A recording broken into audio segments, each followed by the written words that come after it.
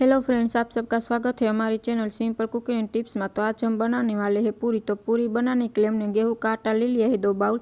अब इसमें हम डालेंगे हल्दी पाउडर, स्वाद अनुसार नमक और ऑयल डाल के हम अच्छे से मिक्स करके इसका आटा गूंद लेते हैं। आटा हमने गूंद लिया है। अब इसको ऑयल डाल के हम अच्छे से मसल लेंगे। अब आटा हमने मसल लिया है। अब इसकी छोटी छोटी लोई बना के हम छोटी छोटी लोई बना लेते हैं। बहुत लोई बड़ी नहीं और छोटी नहीं, ऐसी बनानी है आपको। अब हम पूरी बेन लेते हैं। पूरी आपको बहुत चाड़ी नहीं और पतली नहीं, वैसी बेलनी है। आप देख सकते हैं, ऐसी आपको पूरी बेलनी है।